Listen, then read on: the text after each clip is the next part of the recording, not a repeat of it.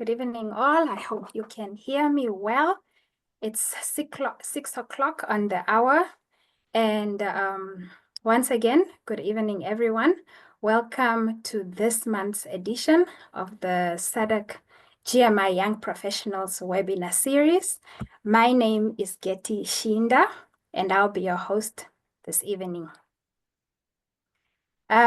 So this platform brings together, as you know, young professionals, water experts, water enthusiasts, as well as advocates from the SADC region and beyond to really look at different issues that help us shape the future of groundwater management. The SADC Groundwater Program is an initiative that is designed to support the growth and development of young professionals in the groundwater sector through capacity building, skill development, and knowledge exchange. The webinars that we carry out are really a platform for young professionals to present their research, share their insights, and discuss challenges related to groundwater management. Each webinar features skill development, career development, as well as an opportunity to network. Our theme this month is a very interesting one: hydroinformatics and data management, a critical and exciting area where technology meets water science to drive smarter decision-making in resource management. Well, this field is a combination of water science, information technology, data analytics to solve problems related to water resources. It uses different tools, for example, computer models, data visualization, GIS, artificial intelligence, and we'll learn a lot about all these different tools today. From this webinar, we hope to build a generation of water professionals who are data literate, digitally fluent, and equipped for the future. So I'm very, very excited for today's webinar. We have amazing speakers lined up for today. And I would like to use this opportunity to warmly welcome our esteemed speakers that are joining us this evening. We are privileged to have experts who will share their insights and knowledge on this critical topic. I also wish to acknowledge our young professionals because this event is not possible without you. So thank you very much for your dedication towards groundwater research, capacity development, and just, continuous learning. It's truly commendable. So I would then like to run you through the agenda. As we can see on the screen, we will have 3 presenters this evening. The first presenter will be our keynote presentation, which will be done by Dr. Zahid Gafoor. The title of his presentation is New Paradigm of AI and its use in earth science. He will be followed by our young professional representative, who is Dr. Benjamin Kitambo, and his presentation is titled Hydroinformatics and Data Management for Space-Based Hydrologic Research in the Congo Basin. I know he's very passionate about big data, so I'm very excited to hear his presentation. And then it will be followed by our guest speaker, who is Mr. Albain Changu, and his presentation is titled The Power of Mentorship in Career Development for Young Professionals. Then we will move into our regular exciting session, which is the quiz winner announcement, and Sechaba will moderate that part. And the last section is the Q&A, where this is a specific session dedicated to you, our audience, to engage directly with our presenters. But first, I know everybody is quite excited to hear from our keynote, but first let's just touch a little bit on our housekeeping rules here and there. So firstly, if you're not speaking, please make sure that your microphone is off. So in other words, that you are muted so that we do not experience any disturbances while our presenters are presenting. And then you are free to drop your questions in the chat box or just write them down and keep them until the last section, which is dedicated to the Q&A. There will be an attendance register in the chat, so please complete the attendance register. And at the end of the webinar, an evaluation form will pop up. So we also urge you to kindly fill in the evaluation form. With that said, I would like to commence the session. This is my great pleasure to introduce our keynote speaker this evening, Dr. Zahid Ghafor. Good afternoon. Good evening, Yes, everybody. Can you hear yes, me? yes, we can hear you. All right. Need me to I, introduce myself? Or will you do that? Yes, so I will just bring you up on stage so that our young professionals can see your face, know who we are introducing, and just have this setting in the house. So Dr. Zahid Ghafor is a research scientist at IBM Research Africa. He began his undergraduate degree in applied geology at the University of Witwatersrand before moving to the University of Western Cape, where he pursued his undergraduate and honors degree in applied geology in the Department of Earth Science. He thereafter pursued a Master's of Science degree in the Environment and Water Sciences, where his thesis focused on the design of an early warning system to detect shale gas contamination in groundwater reserves in the Karoo Basin. Finally, he pursued a PhD in environmental and water science at the University of Western Cape.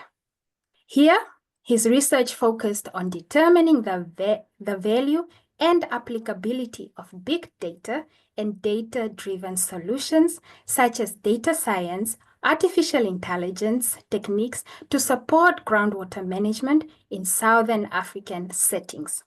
Dr. Zahid has also worked on numerous consultancy projects focused on groundwater monitoring, groundwater resource exploration, transboundary aquifers, big data, drought risk modeling. As you can see, he has done a lot. He also focuses on development of AI tools and technologies to accelerate climate and environmental science applications. His presentation this evening is titled New Paradigm of AI and its Use in Earth Science. Dr. Zahid, we can see that your CV is beautiful, and we are very, very excited to have you here in our reach so that we can tap from your knowledge so that we one day can also have such an amazing bio. So thank you very much for making time to join us, and we would kindly ask you to share your presentation and start with the presentation. Thank you very much. The virtual floor is yours.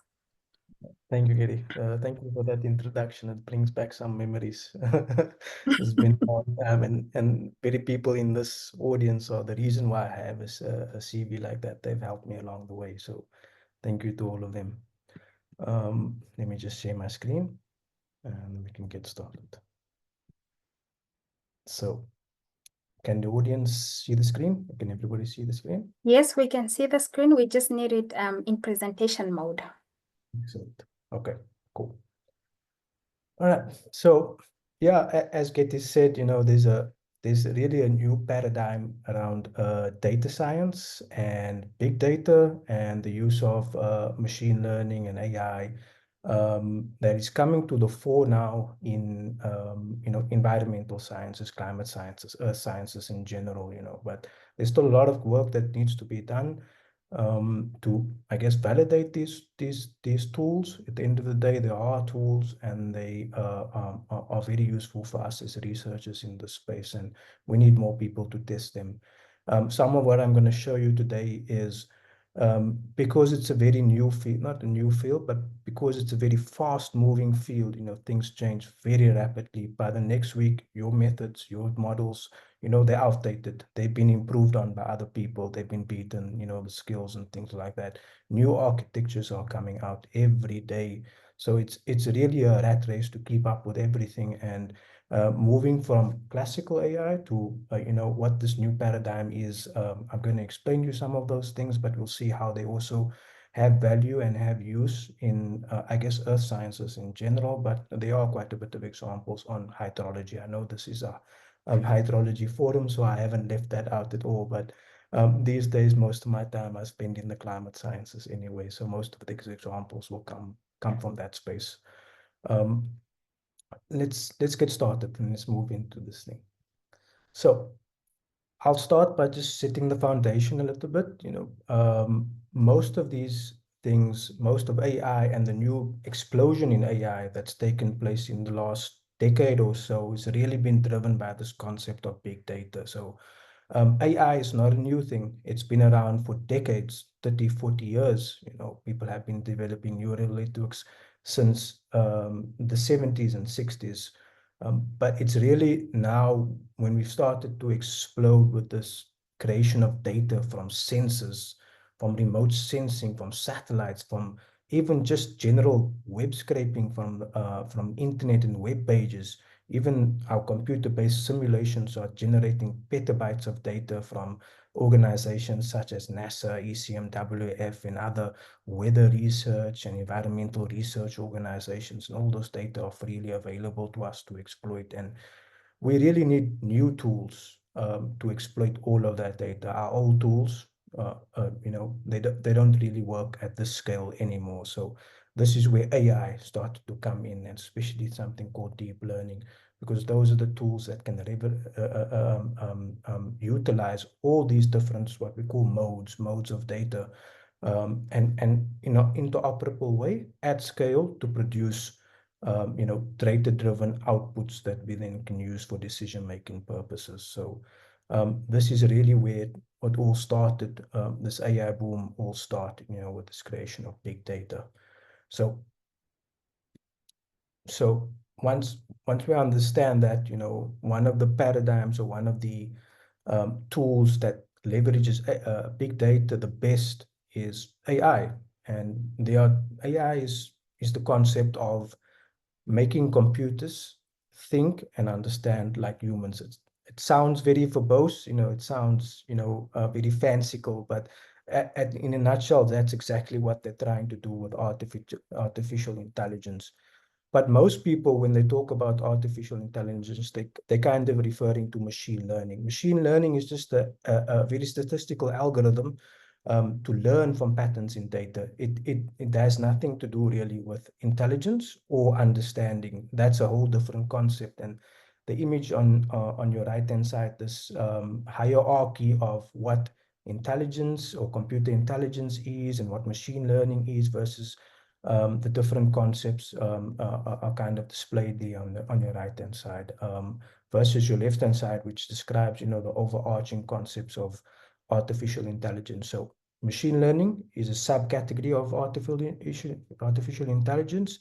Deep learning is a subcategory of machine learning where we try to build very complex, very dense networks of neurons. Typically it involves artificial neural networks, but they're very complex and very deep. That's why we call it deep learning. But right now, the hot topic right now is this new paradigm called foundation models. So foundation models are essentially deep learning neural networks, but they've been trained on all the data.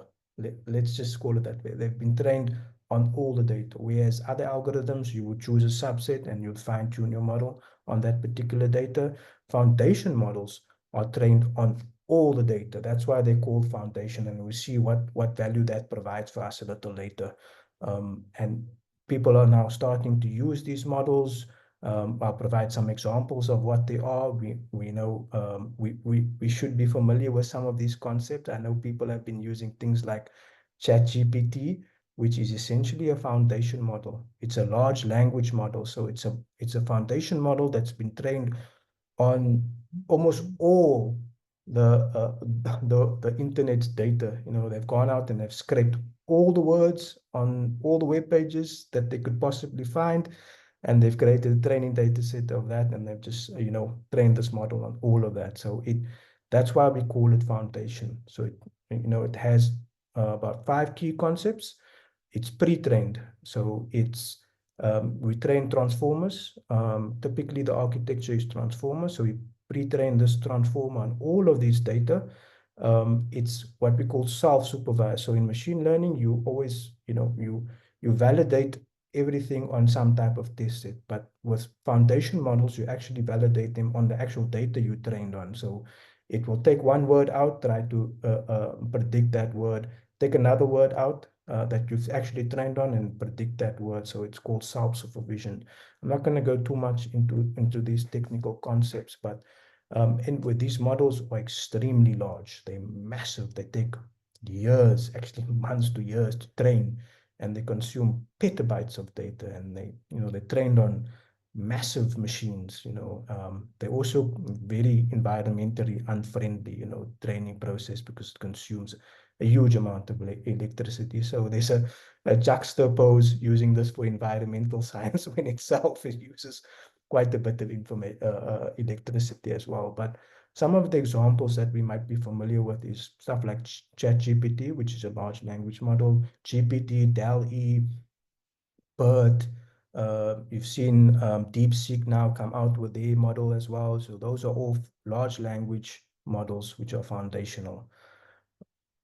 All right, moving on to the next step. So in the geospatial space, we've kind of taken up this as well. So the real shift happened with language. So that's where we see most of the progress happening, but we've started to apply that same practice and that same processes of pre-training and developing foundation models for geospatial sciences as well. So for example, we try and train these models on almost all the data, the satellite data that there is, available from missions such as Sentinel or Landsat, or even from simulated data from things such as ECMWF, CMIP6 data.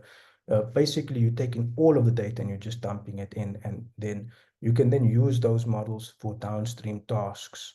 And that part, downstream tasks, is an important concept I'll bring out a little later, because we'll see how this is different from classical AI, which is just fine-tuned for a specific task. So basically, the concept with geospatial foundation models is, like I said, we take all of this data, we put it through some self-supervised learning process based on these autoencoder with these encoder architectures. They are self-supervised, and then they can recreate whatever data they've been trained on. But pre-training is just one step. Pre-training creates this model that you can then use for downstreaming tasks. Then you need to apply some fine-tuning tasks to it. So fine-tuning is you take a pre-existing pre-trained encoder or geospatial foundation model, and then you fine-tune it on a very specific data set to perform a very specific task.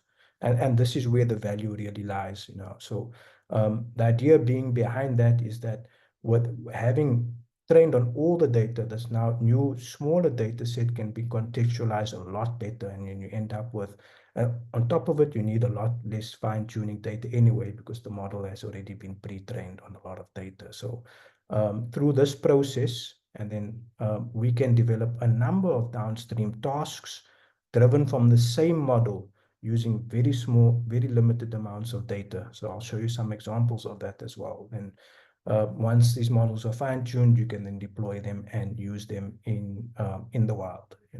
That's the concept of pre-training, fine-tuning, and inferencing that we've implemented in geospatial foundation models at this stage. So then I'd like to introduce you to a very, very new concept that's taking the fore right now in AI and geospatial science. It's this idea of joining language with geospatial data. So the whole idea at the end of the day is to create a natural language system that can deploy natural language to perform some type of autonomous task. There's a number of use cases, a number of successful experimentations where researchers have developed a system that where you can prompt it with a natural language query and it produces some GIS or geospatial output like building a map or deriving NDVI or something like that for a given area just through a natural language prompt and things. So this is really where the cutting edge is at the moment in geospatial AI right now. It's very new. It's very limited still. So the queries are very small and very simple at this moment, but there's a lot of progress happening at this space. So yeah, watch this space. I'm not going to provide any examples on this now because it's very new. There isn't really any concrete examples out there for us to take a look at, but maybe in the future it would become very pertinent. So now I'm going to jump straight into the use cases. Katie, do we want to take questions or do we wait till the end? This is a good opportunity if you want to take any questions. We usually just take the questions at the end. Okay, no Yes. problems. Thank you. So now I'm going to introduce you guys to some use cases, starting with classical AI. So this is, you might be very familiar with things such as decision trees, random forest, linear regression, k-means clustering. So those are classical algorithms. Those have been around for a very long time. Typical neural networks, we've seen them for decades out there. They're used for prediction, classification, time series analysis, and things like that. And I'm going to show you some two use cases which we use classical as well as deep learning algorithms. So I'll include deep learning algorithms in this because essentially they're just a subset of classical algorithms. So the first one, what I want to introduce you to is a project we did with SADC-GMI and other organizations where we tried to predict or build a decision tree based model using groundwater, predict the decision tree model to predict groundwater level changes in the Ramotswa Northwest Gauteng Dolomites. So this is a very complex dolomitic aquifer that's compartmentalized by dikes situated in Gauteng, South Africa, extending all the way through the Northwest Province. And a part of it, if you can see my mouse, a part of it is transpounder as well. So this is Botswana and South Africa on this side. So this section is obviously transboundary in nature, but what you're seeing, all the red dots are the boreholes that we collect the data for. So these are boreholes. We collect the groundwater level data as all the data that we can. There's over 1,000 boreholes in the study area, providing us with millions of records, groundwater level records. So we had to do a lot of data management and pre-processing to produce a set of groundwater level records that we can train our decision tree on. So what on the right hand side, so we collected all that data, we pre-processed it, and we trained a set of decision trees in a gradient boosting manner. So it's a whole bunch of trees that we then combine into the best tree, essentially. Like I said, I'm not going to go into a lot of technical details, but I can provide that afterwards as well. So one of the things that we have to do, so we managed to produce this model, we managed to train it, and we managed to provide some predictions, forecasting groundwater level changes 30 days, 60 days, and 90 days into the future. And we obviously tested this model in the study area. So one of the things that I want to bring out, and I'll bring it out at the end as well, but validation is very important. So those of you who've worked with machine learning know that we normally keep out a holdout set and we test our model. So this is a set that the model has never seen before. And we test our model and validate our model on that test set. But that provides you some type of metric like you see at the bottom here. So in this case, overall, across the entire study area, from all the boreholes and all the data, from all the test sets, we have an average area of about 17 centimeters, which looks really great. It looks really great. But when we start inspecting the actual graphs, the hydrographs, and the predictions for each individual borehole, it kind of paints a different picture. So the color scheme obviously shows the average area across all of the study areas. So this graph that you see on your top right-hand side, that's a borehole for this region. If you see my mouse for this region over here, generally it has high area in this area, and one of the reasons we try to investigate it, but there's quite a bit of groundwater abstraction that takes place over here, which is not included in our original model. But as you can see, when you start looking closer, and you see that in this case, the model's performance is really poor for this particular ball, for that particular pixel in the map. So compared with a really good case, at the bottom right. So this is for a ball in this region over here. No, sorry, this region over here. So in this case, it's much better. The skill is much better. So it's a really subjective, and you really need to. I found that we don't really trust these overall metrics. You need to look deeper, and you need to perform additional validation, normally with some type of visual inspection.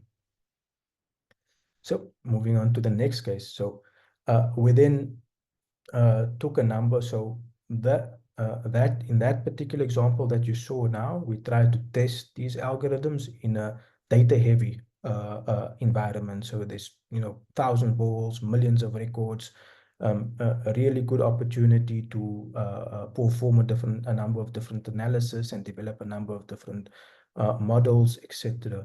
But we also wanted to see how these models, kind of perform in data scarce regions, where there's very limited data. So the map on your left-hand side is for the Shira Valley alluvial aquifer. So this straddles Mozambique and Malawi.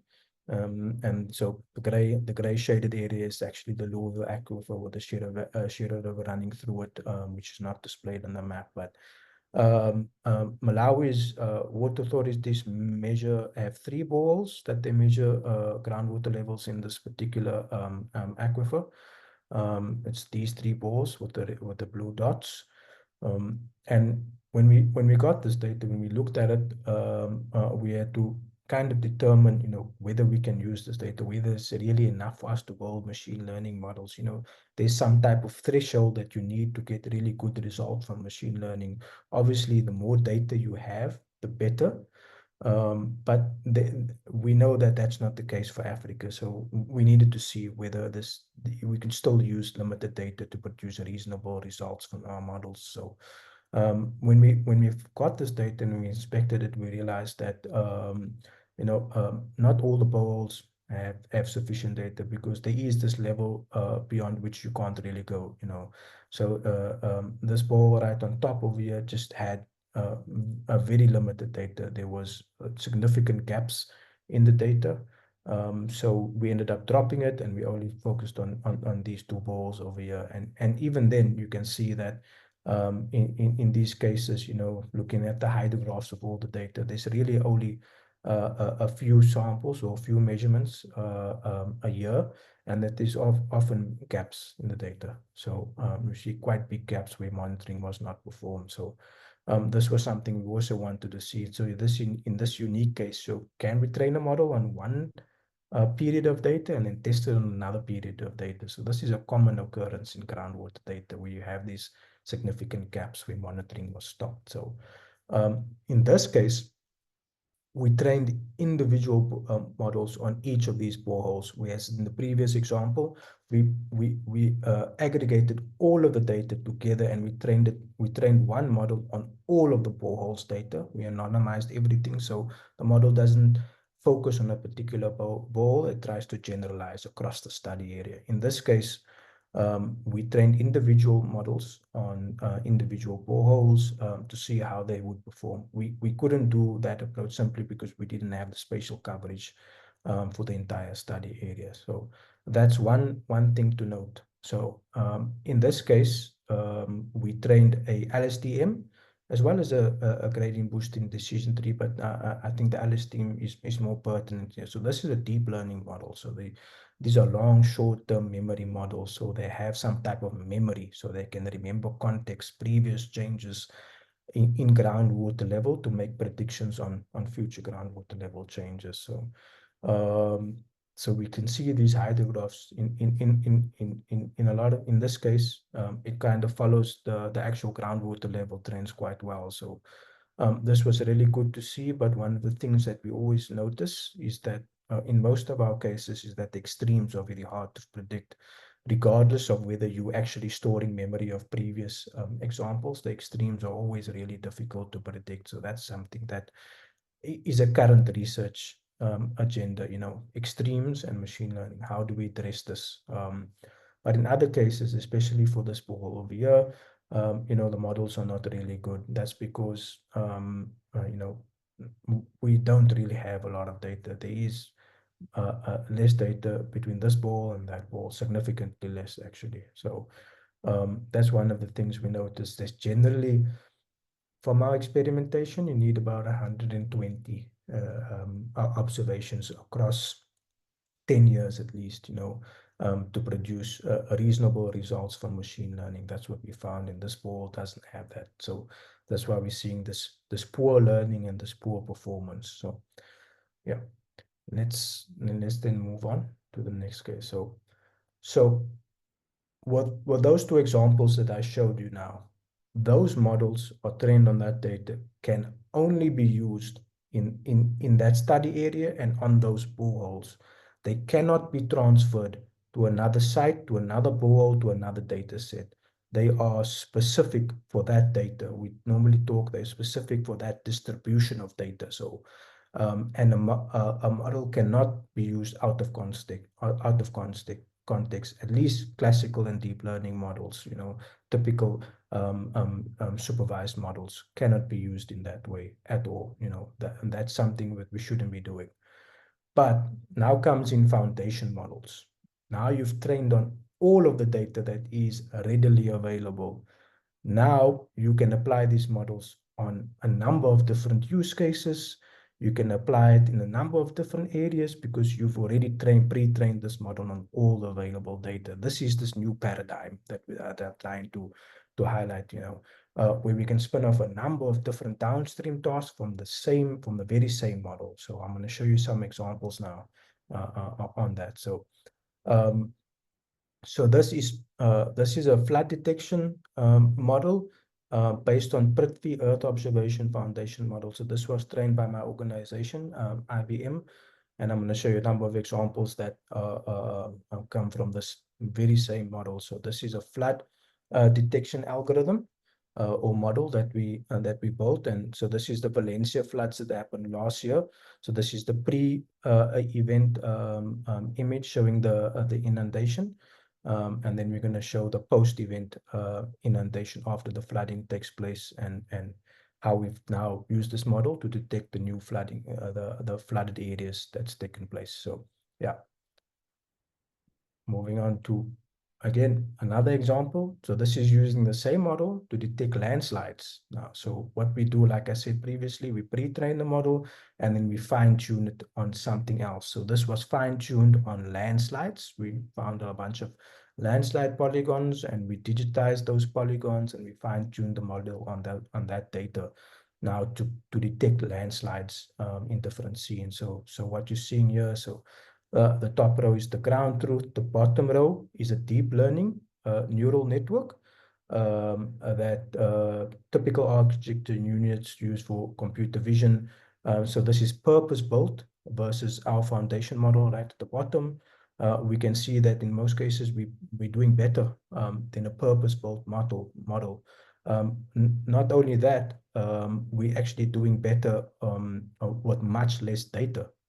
Like I said, you can now spin off a lot of downstream stuff with a very limited amount of data in very quick time and get very good results, actually close to state of the art, just with limited data sets. And you don't need to go through the whole tutti frutti of training of a model yourself. So, yeah.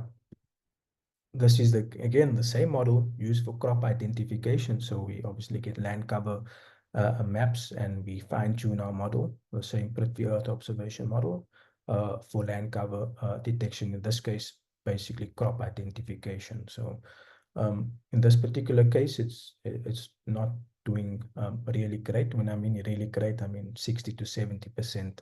Which I found in the machine learning world isn't great, but in the environmental science, it's quite good. So there's this dichotomy between the two fields. Again, same model, you identifying above ground biomass. So we found above ground biomass data sets, and we fine-tuned the same model to estimate the above ground biomass. This is metric tons on this side. So actually, these are the skill scores. So while this doesn't do really great, we're definitely beating purpose-built models, but the skill is still wanting in this case, and there's improvements that's taking place every day by different teams. And then again, the same model used to produce or estimate canopy height. So this is an example from Bolivia where there's a significant deforestation that's been taking place. So we fine-tuned the model, fine-tune that same model to estimate canopy height to see where the deforestation has taken place over the last few years. So in this example, you can see significant deforestation taking place in this region. In this case, we're using the same Earth observation, with the Earth observation model, to predict land surface temperature globally, all over the world. So this model has been fine-tuned to predict land surface temperature for specifically urban areas all across the globe. So it's trained on, fine-tuned on a global data set from 50 or 60 cities, if I remember correctly. So this is based on MODIS LST data. And in this particular case, you're seeing the change in high resolution urban land surface temperature for a 3-day period. So we use this model. We trained it initially to fill in the gaps. So MODIS data, typically you get one observation every 3 days or 5 days, depending on the region. But in this case, we use that same data, train the model, fine-tune the model on it, and we're able then to predict hourly land surface temperature at a 30-meter resolution for anywhere in the world. Yeah. So perhaps coming back to water now, we then use this model, the same model, fine-tuned it to predict or to determine deforestation, or more particularly reforestation in the Kenya water towers region. So for those of you who aren't familiar with that, water towers just refers to these pristine catchment areas where they have this preferential land cover of forest, natural forests, which facilitate infiltration and improved water quality, I guess. So Kenya is really trying to look after these pristine areas so that they can improve their water quality, and they obviously a water catchment area. So in this particular case, you're seeing we're trying to detect areas where reforestation or deforestation has taken place. So we're using the AGB model and the canopy height model to determine, changes over the last few years taking place. I'll just play that again. And then we can, what they also do is they try to find investors to adopt these parcels of land so that they can promote reforestation practices and obviously increase the size of these pristine areas for their water resources. So, yeah. And then, that model, Prithvi Earth observation model, is really it's been trained on satellite data. So while that's very versatile, there's a lot of things you can't really do with satellite data. I wouldn't really forecast weather or build a weather model or predict some type of weather phenomenon with an Earth observation model. But there are cases where we've trained models on climate data. we found almost all the climate data that we can. And I use that word loosely because you can't really train on all of the data. It's just massive, but let's just say a large portion of the data. And in this particular case, our weather FM is used particularly for downscaling, so downscale weather fields to a very high resolution based on coarse resolution data. So in this particular case, you see, so you could use this data, you can use this model, you can fine tune it for some type of other variable. In this case, we've shown it for precipitation and heat as well, so temperature as well. So this is taking the codex data, for example, and downscaling it to a much higher resolution. And we know that this is an issue for hydrologists, especially around coarse resolution rainfall data. So this is really a great tool for us as hydrologists, to get this localized precipitation data, which is not always easy to acquire and to produce. To the next one. Yeah, so that was a set of use cases that I want to demonstrate. So the most important thing to take away from that is just that, this new paradigm where we can spin off quickly a whole bunch of use cases just from the same model without really needing a lot of data, without taking a lot of time, and producing really good results at the end of the day.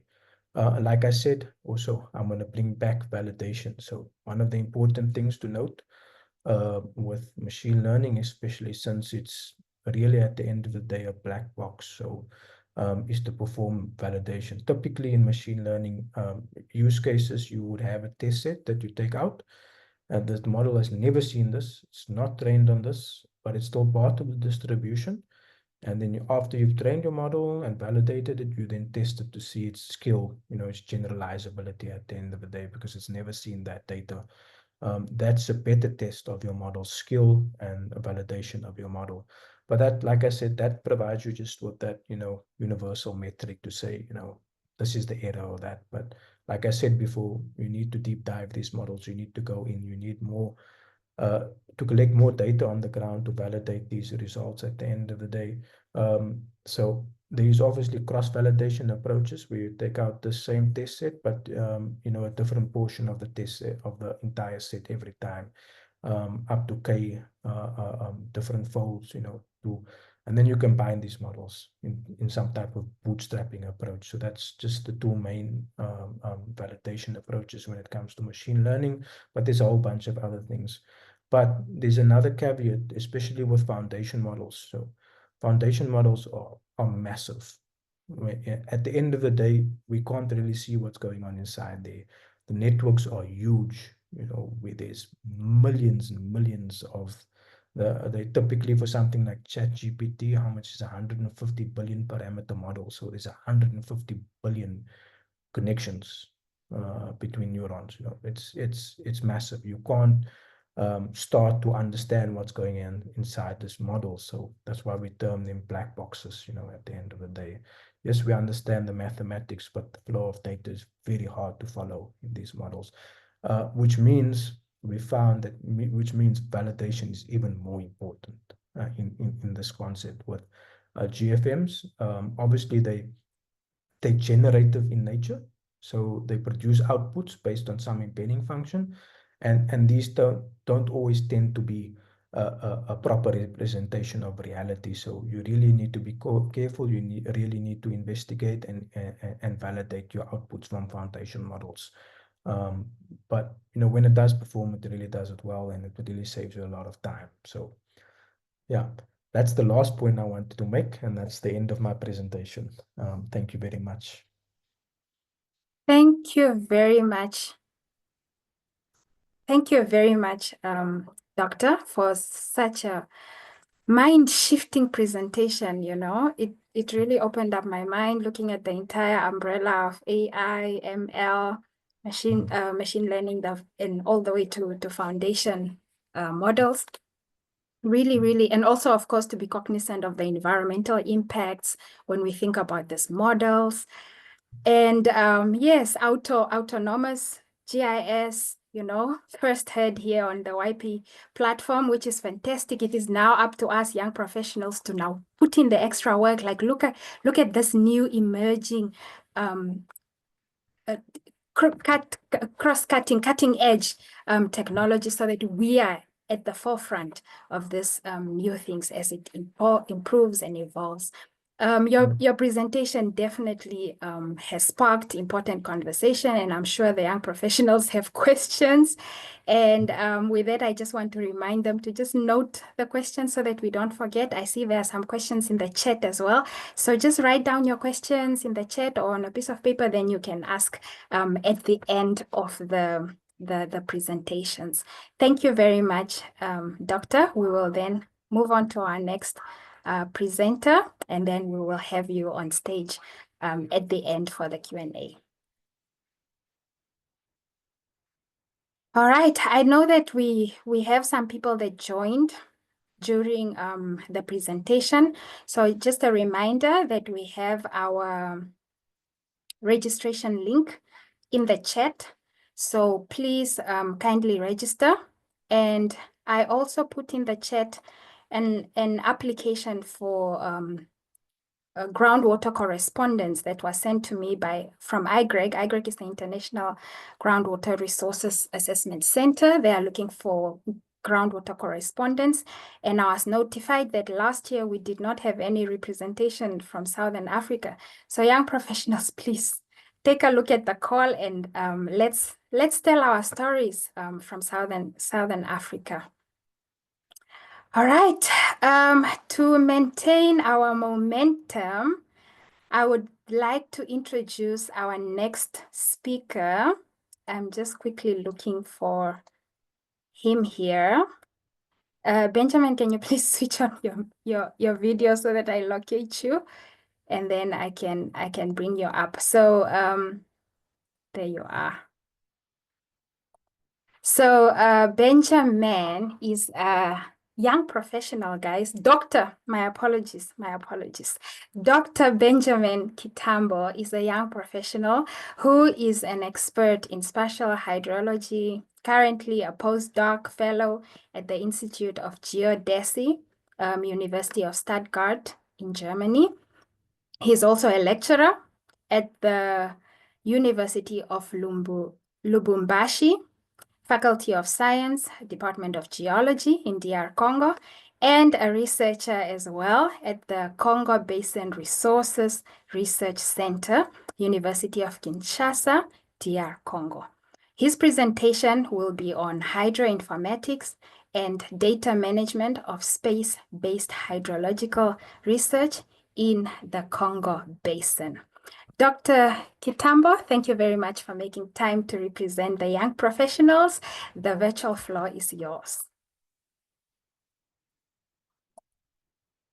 You are on mute, you are on mute. You have to unmute.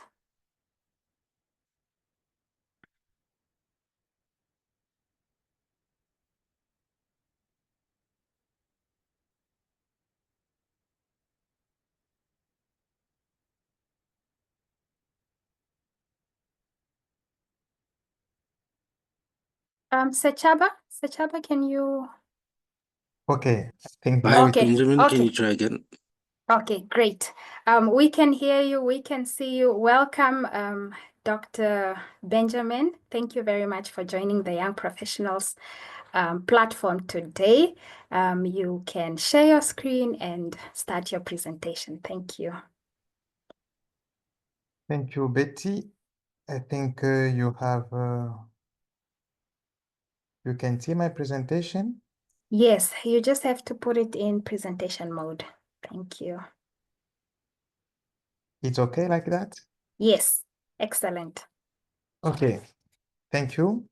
I think good evening to everyone. Thank you to the SADC-GMI Young Professional Program to give me the opportunity again to share with you science, water science. Thank you for Dr. Zaid, I think so, for the brilliant presentation. So then I will talk you through a topic of hydroinformatics and data management with a case application in the Congo River Basin. So I will give like what we have conducted as research, what we have done using big data at the river basin scale. So to start, I will talk a little bit on the concept of actually informatics and data management. What is it? It's always better to know the concept. And secondly, I will just try to highlight some of the benefit of this new concept of hydroinformatics and data management for data scarce region, mostly our river basin. We are located in data scarce region, no more, no much in situ data, and we are in need of how actually we can leverage for informatics and data management. And thirdly, I will try to actually present some application of this for space-based hydrological research in the Congo River Basin. So in terms of uh, the concept, there is this, I will say, kind of definition from the handbook of informatics. So it says hydroinformatics, it's a discipline that integrates different fields such as hydraulics, hydrology, and environmental engineering. Actually, the aim of it is to provide support for informed decision making in water management. So actually, this technology or this technique uh, come out or is seen as a way on how to make the knowledge gain from computational hydraulics, hydrologic, and water resources system modeling available and understandable to society. So the need was actually for a more effective communication among modelers and designers of hydraulic system and those who would be impacted by such system. Because most of the time actually uh, we use sophisticated technique and the way of presenting the result to the decision makers or to people who will be impacted by what hydrological model or big data have produced, sometimes it's not so easy. So through this through this concept of informatics, actually is not new. It's something that started from the 1991. So uh, that need of really making available, making understandable what computational science and this big data or smart tools have produced to make them understandable and available to person who are affected by all this technology. So actually, this is the concept behind this word of informatics. Actually, I think data management is included in this. So then, in terms of the key tools of this technology, of this agroinformatic, what are the key tools that are related to this technology? First of all, we have geographic information system that actually help us to analyze, to visualize geospatial data so we can run away from this. So there is remote sensing from satellites and aerial imagery for detecting changes. It's very important when it comes to geoscience. Geoscience. So we need actually remote sensing data because getting special data from in situ measurement is not a simple thing, and it's very costly. So remote sensing will help us in that way. There is also, as a key, we can mention the optimization and simulation modeling software for identifying and evaluating alternative plans and management policies. So the first presenter actually tried to highlight some of the model from from AI, and there is also possibility, actually, there is smart tools on how to optimize some of the simulation. And as a key also, there is this data management software for storing, managing, visualizing, and analyzing water-related data. This actually concept, when we use model, when we use satellite data, it's massive that are used, that are handled. So we need actually to take care of this data, to clean it. Sometimes they come with some systematic errors. So we have to clean this data, we have to store, we have to share them. So to do that also, we need some software. And this is very important, and actually to visualize also this data. Then there is artificial intelligence. It's quite a smart tools.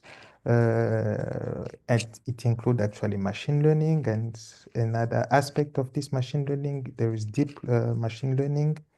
Those are the method for analyzing large and complex system. I think from the previous presentation, you had some insight about it.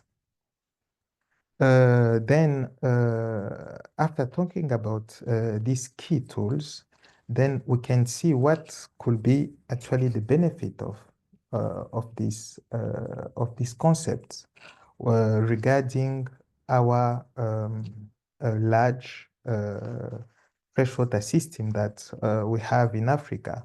And in most of the time, actually, this large freshwater system or river basins, they are a lack of in situ data that actually could be used to perform studies, to perform research, or to analyze and to manage our water resources.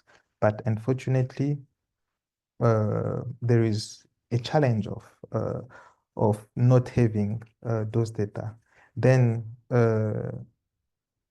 thanks to Earth observation data, powered actually by hydroinformatic method, they have really contributed to several studies, to several analyses on a wide range of water resources management issues, such as forecasting, flow forecasting and managing extreme, such as groundwater management, actually for those who deal with groundwater management recharge. Well, there is a possibility actually of using some of the IA approach on how to manage that recharge in region where they rely only on groundwater. So there is a possibility of doing that. Then I'm just showing this. I think most of you guys are aware about this World Wider Geological Mapping and Assessment Program. So this is just, I'm showing this. It's a way of like presenting data. Like this map that I'm showing is related to the groundwater vulnerability, to flood and drought. So they are huge and massive data are analyzed, but one of the challenges it's also how to make it understandable, how to make it available to decision makers who have to use this data and somehow to take decision related water resources management. So that also one of the benefit of this concept is to see on how we can better represent our results. So this is some of the example. This is um, I will say an interactive viewer from this YMAP program. It's very interesting. So then I will move to a application of informatics for space-based hydrological research in the Congo River Basin. As I said previously, so these maps, the maps on my left side, so it shows there is two maps with the green dots. The green dots represent stations, in situ stations. So before the 19th, we have plenty of them. So it's even easier with quite this number to perform to do to better manage the water resources. But if we see the current situation, the situation is very worse. So we don't have even more than 20 stations. Regarding the size of the basin, it's just too difficult. Regarding also, and in this situation, it's even difficult, to implement hydrological or hydrogeological model in such situation where we don't have data, because we need calibration, we need validation of a model. But if we don't have enough data, and over long-term periods, it's impossible to implement or to develop,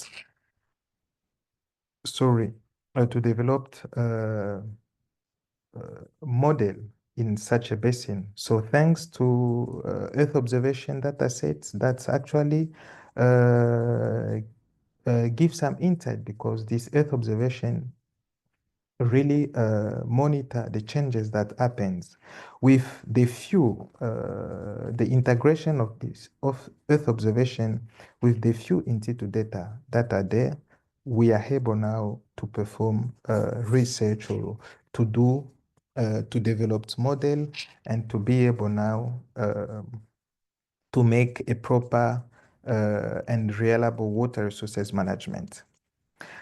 This is a case where I will be showing some of the data that we have used in the Congo Basin. So I'm first presenting the radar altimetry. So it's a method that provides the variation of surface water over rivers, over lakes, over wetlands, and even over ocean. So in this particular case, we'll talk about rivers and lakes and wetlands.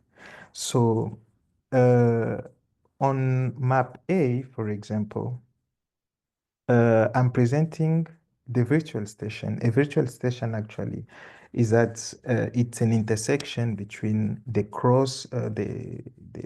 ground track of the satellite with a river. So at that intersection point, we are able to have the variation of the surface water elevation. So all these dots represent actually the virtual station at which we can have an idea on how much our surface water is the variation of the surface water. And this actually from multiple satellites. Like on map A, we have JSON-3, Sentinel-3B, and Sentinel-3A. And on map B, there is this potential of combining all this multi-satellite data to form long-term series, because each satellite actually has a lifetime. It's like human, so like Sentinel-3A, it started in 2016. Sentinel-3B, it should be in 2018. Before that, we have NVSAT, we have SARAL, and so on. So with Informatics, we can be able to combine these multiple satellites and to have long-term variation of surface water elevation at different points, compare to the current situation of in situ stations. So we have more data almost. We were able to treat or to analyze 2,500 virtual stations, and we combine them, and we are able to have a long-term time series from 1995 up to now, up to present. So it's almost 25 years.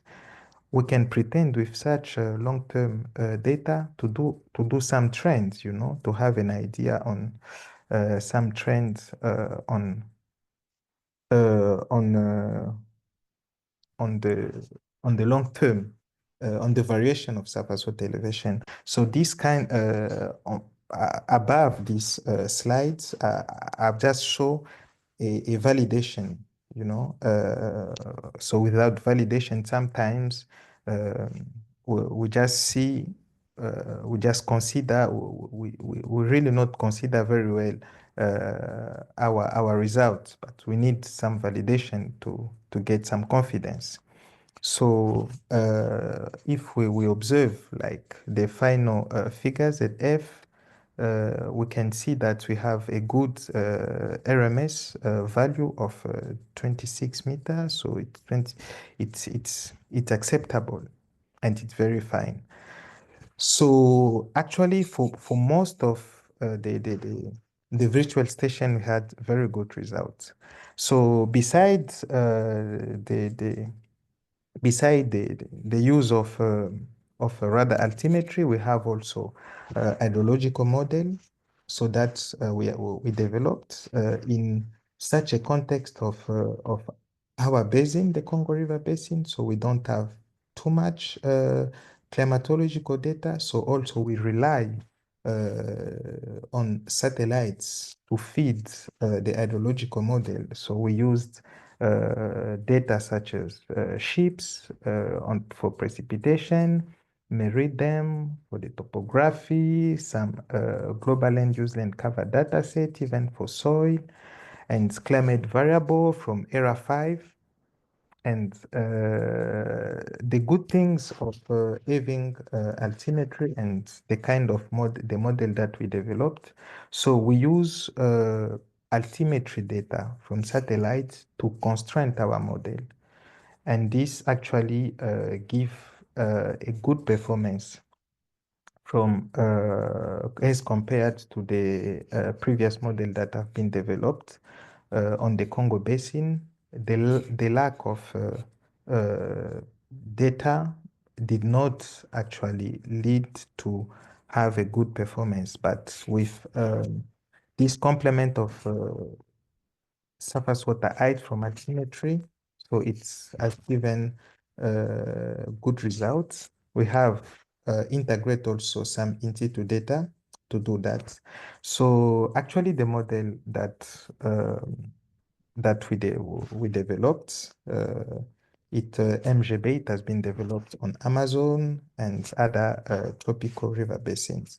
So it has it's helped, and it has provided a good simulation for river discharge, even for water height from 1985 up to 2020. So almost 40 years of simulation. So it's very amazing. So this is all this data actually help us to better manage our water resources, because sometimes the Congo Basin is too huge, and if we just observe what it's happened in the Democratic Republic of Congo, sometimes we don't have roads, and the river is the only corridor that can help people to to move from one point to another. So we need such data in order to better develop our water resources. Besides the hydrological model, we have also the possibility of using the total the terrestrial water storage data. This it's also an important data actually when it's come to groundwater study, because for now, as we know, satellites can't monitor underground water, but through this gravity satellite, we are able actually to derive the changes in the water, in the groundwater storage. And these actually, such study have been performed several places in several aquifer system, in several river basins. They have even compared, and good results have been found. When it comes to the Congo River Basin, nothing much have been done previously, and we just started doing so, some efforts. Like I think most of you guys, you know the approach. So we have the terrestrial water storage that's actually is composed of surface water storage, we have soil moisture storage, we have groundwater storage. In temporal region, we have also snow coverage for snow storage. So we are not considering here as we are in tropical zone. So far, actually, what we are trying to monitor is the change in groundwater storage. Is not the absolute value, but is the change in storage. So from this, like for what we perform or for what we found as a result, this I'm showing these maps. It's just showing the standard variation of each pixel of grace over the Congo River Basin. And on this map, we have superimposed actually the hydrogeological units. So what we can observe that actually the variation that we have found through our through the GRACE data have allowed us to make some correspondence with actually what's supposed to happen regarding the hydrogeological units. So I've just represent on the left on the right side here. Dr. Benjamin, sorry to interject. Well, we just have about a minute. Maybe you can try to Yes. conclude and just yes. Thank you. Okay, thank you, Getty. Sorry for taking too much minutes. So, okay, on this graph, so it's a kind of validation that we have done. So in the box plot, this is the satellite, and in blue, it's the in situ data.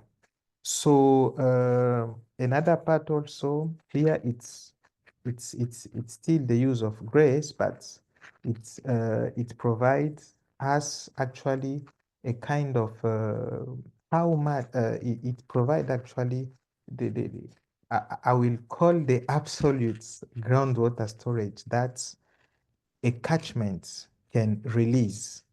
So this is a very interesting, but if you have question, then you could ask. Okay, when it comes to data management, actually we have many platforms after performing the research. So we could put just data for sharing with person or the decision makers, or person who also other scientific who needs this data. So this is an example of what we have done with the data we have generated. And for the management part, just the first, the left figures, it shows how we can monitor at after 10 or 27 days. It's a combination of ideological model and radar altimetry. you know, it can be used actually for a early warning system.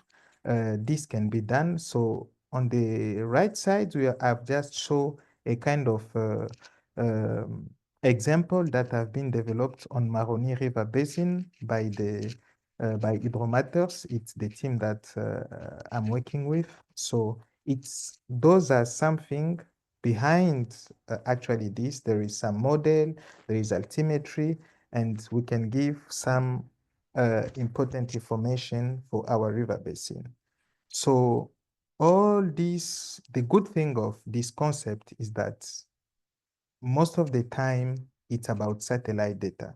And if it's about satellite data, so all this can be implemented in other river basins. So there is really opportunity for our river basin, either Limpopo, Orange, and so on. So in conclusion, what I'm saying is that hydroinformatics is really a technology that integrates hydrology, computer science, big data, and this data analytics to improve our water resources management. And we can leverage actually from hydroinformatics and data management with satellite data. And we can see this as really a solution for a sustainable water resources management in our river basins. So I think I will end my presentation here. Thank you. Thank you very, very much.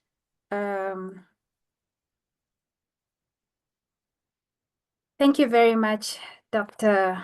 Kitambo, for a very, very good presentation that highlights the importance of hydro informatics when it comes to, and also actually the importance of the data.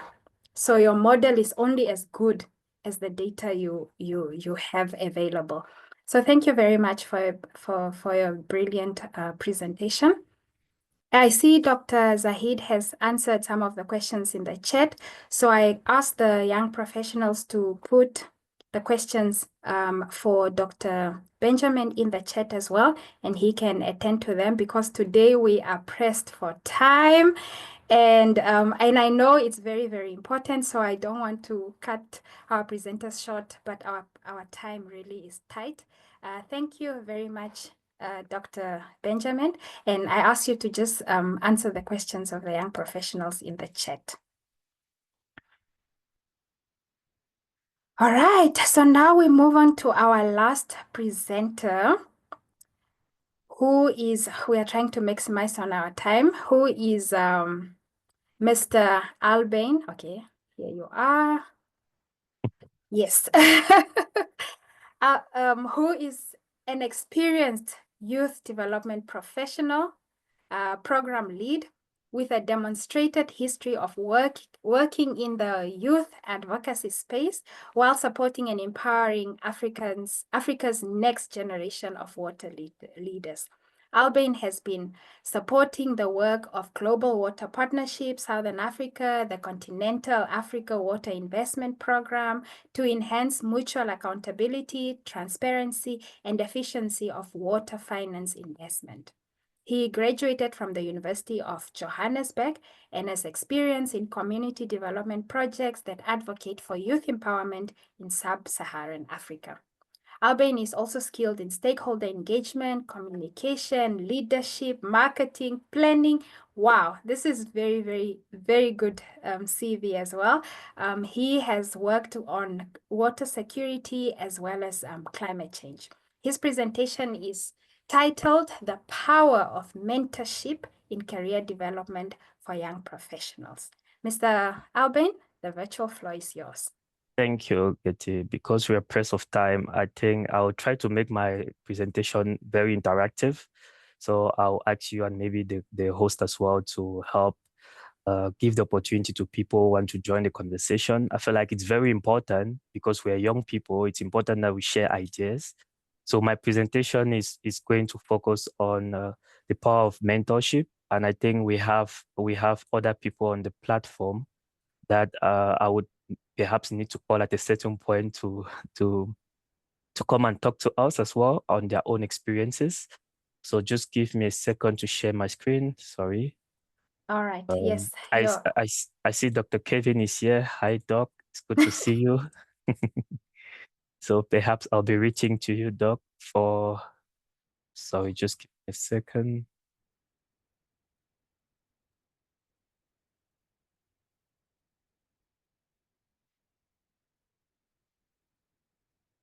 Sorry, are you able to see my screen? Yes. You just need to put it in present. Yes, excellent. It's perfect. Is that fine now? Yes, go ahead. Okay, great. Thank you very much. I think I'll start my presentation by just asking everyone, what do you see on this photo? Anyone, please feel free to unmute and just share your thoughts, please. I don't want us to take too much time. What do you see? Anyone? Do we have youth on the platform? I want to hear voices. Can I go for it? Yes, please go ahead. Please feel free. Yeah, I can say that I see a challenge like a problem to solve or to use a strategic methods, something like that. Very good. Anyone else? Anybody else? Hello, good evening. Yes. Hi. I'm seeing two people who are actually playing chess. That's all I can respond for now. Good. Very good. All right. Thank you very much. I think those are valid points. For me, what I see here is intergenerational, and I think that is the focus of my presentation. What I see is an older person and a younger person exchanging ideas or challenging each other. I think for me, that's what mentorship is all about. It's about having that access to knowledge. Yeah, I think that's the first part of it. All right. So I'll now jump into the next part of my slide, which is basically a background about who I am. My name is Alben Changu. I'm with Global Water Partnership Southern Africa and also the AIP Secretariat since 2021. And I joined GWPSA under the AIP Youth Fellowship Program as an intern. And since then, I've been supporting the work around accelerating water and climate resilience, gender transformative investment in Africa. I support the work of GWPSA across the Southern African region, the SADC region. I work predominantly on transboundary project, and currently I'm working with the team that is implementing the Limpopo Watercourse Commission project. It's in 4 countries: Botswana, Mozambique, Zimbabwe, and South Africa. I also support the work of the AIP Secretariat, the Continental Africa Water Investment Program at continental level. And we are working under the leadership of the African Union as well to implement the GCF, the AIP Multi-Country Green Climate Fund Readiness Project. This project is funded by one of the biggest climate fund in the world called Green Climate Fund. And the project is implemented in 15 African countries currently. And what we are doing is that we're supporting these countries to develop concept note that can eventually go into bankable project. The Readiness Project is also contributing to a knowledge management platform. And this is where we have the data aspect that comes in, because it's key when we're making decisions, when we're reaching out to policymakers in terms of decision making. And as part of this, we also have the AIP International Blended Investment Facility that will mobilize public-private finance and share lesson learned to enhance knowledge management, inclusion into current and future resilient intervention, including the use of indigenous knowledge. Apart from that, I'm also a member of a network, youth network. It's called the Infra Youth Network. It's under the leadership of the African Union Development Agency, also known as AUDA NEPAD. And under this network, I've participated in several PIDA weeks, where as youth, we advocate for more investment and more opportunities for youth to get into the infrastructure sector. That's just a quick background about me. Apart from that, I'm also a moderator or a member of the team, the RWRM Action Hub team. And the RWRM platform is a platform that is there to provide knowledge and expertise about implementation experience and bringing together relevant stakeholder on how to implement RWRM projects. I'm also a member of the CWAP project that is hosted by the World Bank. It's the male champion for water it's the male champion initiative that is advocating for more women into the water sector. I've put QR codes there you can scan to learn more about these initiatives. I'll now dive into the next part of my presentation. And I think this part, I would need to engage all of you on the platform to share more about your knowledge. In terms of mentorship, for me personally, it's been a game changer. I've had the opportunity of working with amazing people. And right now, for many young people to advance their careers, what I've noticed is that you can either go through a formal degree process, which usually is a specialized degree. It can be a master, it can be a PhD, or you can do trainings, which again, it's a good thing if you're looking at trainings that are focalized on the work that you do every day. However, I strongly believe that there's also another option that us young people in the water sector, we're not really fully capitalizing on it. And I think is the aspect around mentorship. I want to share an example of what I've seen happening, and I think it's really inspirational that this is happening next door in Tanzania. One of my mentors, Dr. Victor Congo, the Executive Secretary of GWP Tanzania, has set up a youth mentorship program where they have the GWP Secretariat in Tanzania has established relationships with institution at national level. Those include river basin institutions, where they actually place young professionals in this institution for a year. And these young professionals have the opportunity of working with water leaders to enhance their skills as well and to advocate as well. Apart from that, at continental level, the GWP SA or the GWP coordinating team at continental level has also been implementing a similar project in the past 10 years. I'm also a beneficiary of that project. I'm a fruit of that project. It's called the AIP Youth Fellowship. It aims to support and empower young people to driving the transformation required to improve the investment outlook for water security and sustainable sanitation in Africa. The program mission is quite simple: mobilize the next generation of water managers, empower young people to make the case for water investment in Africa, because we need the investments. We need the investment because the investment will drive job creation as well. And also, what I can say is that I know a lot of colleagues that came through this process. They are based in Uganda, some are based in Cameroon, some are based in Tunisia, who have really grown in their career right now because they came through this process. Sorry, here we go.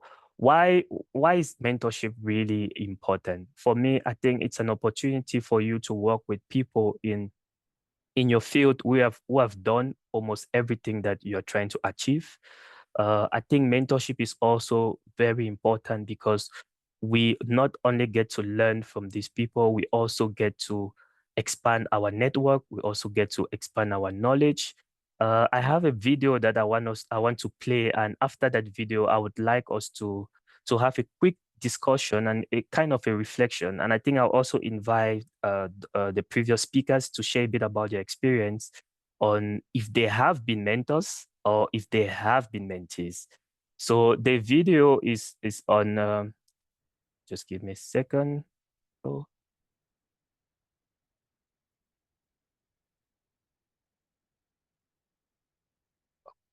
Go. Can you see my screen? Can you pick the sound? My mentor is Ron Bruder. Yes. All right. Taught me what mentorship was really all about. I met him professionally. I was introduced to him. He's very accomplished, very successful, many years my senior. very wise. We got along, and a week or two later, I had a question that I thought he might be able to help me with, and I called him, and he took my call. I'd only met him once, and they took my call again, and then we met for lunch. He just kept saying yes, and he became my mentor. And I remember I was at his house one day, and I was leaving, and I put my arm around him, and I used the M word for the very first time. I said, "I love that you're my mentor." And he said something to me that I didn't expect. He said, "And I love that you're mine." And that's when I realized a mentor relationship is more like a friendship. You can't just walk up to a random person and say, "Will you be my mentor?" Of course. Just like you can't walk up to a random person and say, "Will you be my friend?" That's not how it works. Mentor relationships evolve because a mentor always has time for you. They see something in you for some reason that they make time for you, and they learn as much as they teach. Yeah. They come into it because they learn something. I never knew that Ron was getting something from our time together. I thought he was just doing me favors because he was an amazing guy. And a mentor relationship it's a mentor-mentor relationship. Mm-hmm. So this whole idea of like you're assigned to be someone's mentor, Yeah. I'm like, maybe that could work. Well, that seems again going back to sort of a transactional Transactional. You have to have mentors and you have to seek them out. Yeah. I remember when I was junior looking for a job, people would say, "What are you looking for?" And my standard answer in every interview as an entry level, idiot was that's the theme in my career. For the next book. I'm just a more senior idiot now. Yeah. When they say, "What are you looking for?" my answer was always the same. I said, "What I'm looking for is probably akin to looking for love, but I'm looking for a mentor." Uh-huh. And every job that I was looking for, I was more concerned about the people I would work for than I was how much they would pay me or whether the account was high profile or low profile. And so I took jobs with like accounts that nobody ever heard of because I didn't care. I cared about the people I was going to work for. I wanted to work with really smart, amazing people who would teach me and help me grow. Yeah. And that's one of the reasons I got to work with some of these wonderful people. Yeah. Thank you very much.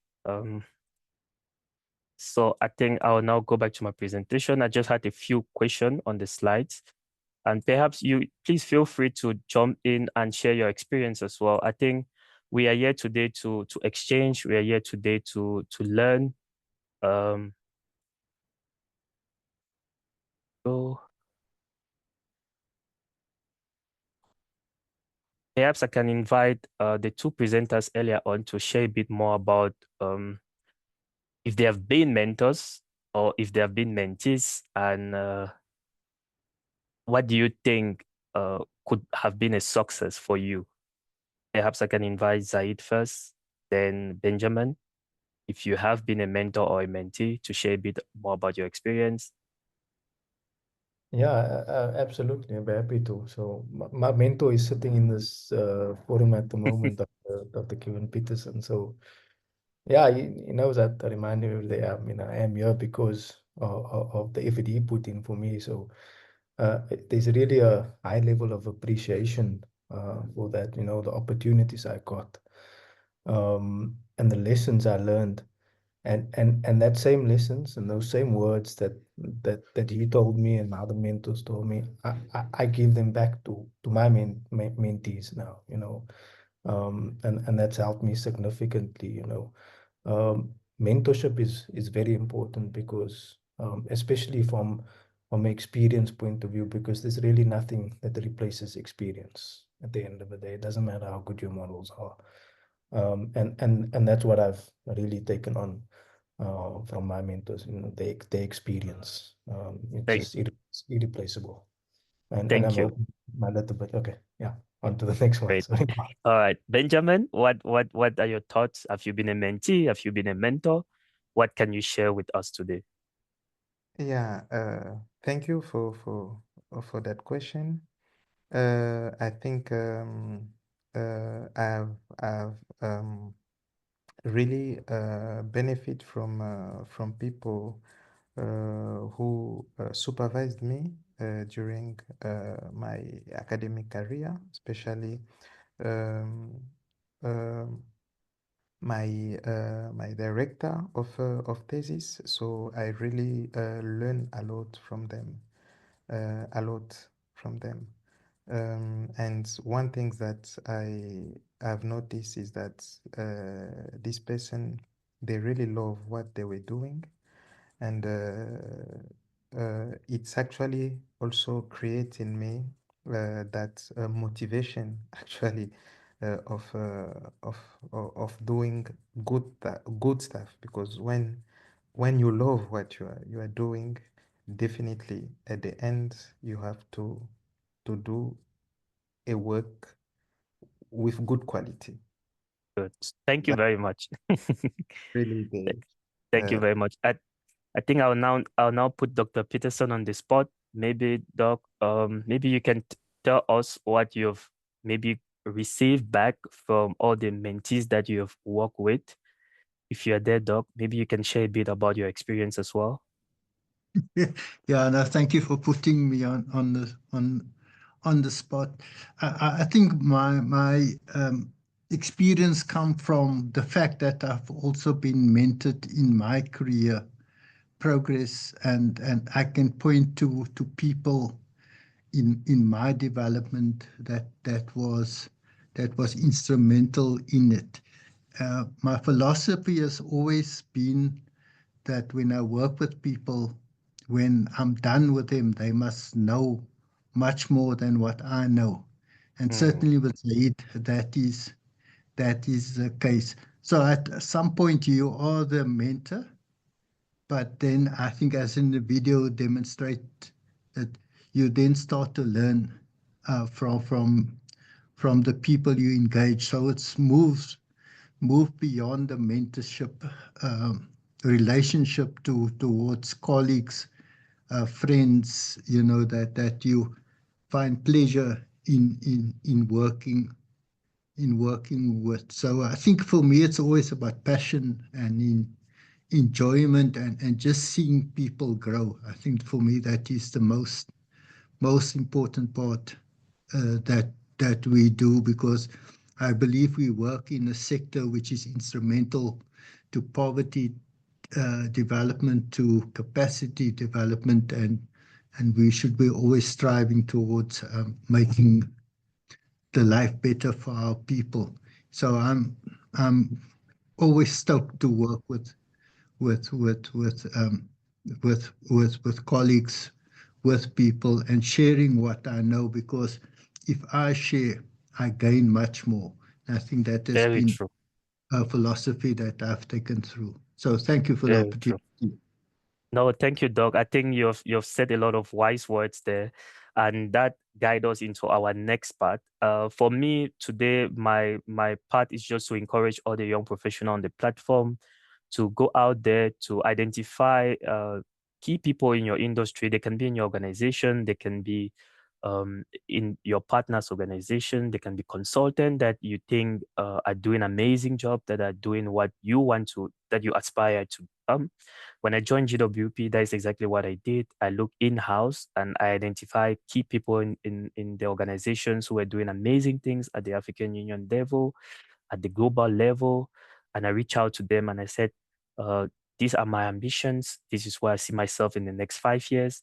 And some of the questions that really guided me in approaching them are right here on the screen. And for me, I think these are quite important that we need to also look, we need to take this into consideration before we speak to a potential mentor. And I'm not going to go through all of it, but the one question that really stands out for me there is uh, um, what do you see as my strength? I think it's very important that when you reach out to people, you should also take into consideration that perhaps you've worked with them before, perhaps they have exchanged with you before, and how can they then guide you on the next steps? How to make the most out of it? I think with mentorship, you need to know your goals. You need to be open and curious. You need to also prepare, very important, and always follow up with your mentors. They can be very busy people, but if you always reach out, it's a good advantage for you. And you also need to give back when you can, as Doc has mentioned, and also Zaid has mentioned, they've received, but they have also been in a position of giving back. This last slide kind of summarized my own journey as a mentee. I think for my personal career growth, what has happened is I've put myself out there around people who are doing amazing work. I've tried to learn what they have doing and copy it and maybe innovate a bit on what they are already doing. Yeah, Insight has really helped me to build my own personal brand and build my confidence. I've also built skills in networking. I've built skills in communication, and also it's given me opportunities as well. And I think it's something that we really need to explore. This is the end of our presentation. We can always reconnect. I don't want to take much. I don't want to be the one that keeps you between dinner. So I'll stop here, Getty, and back to you. Thank you very much.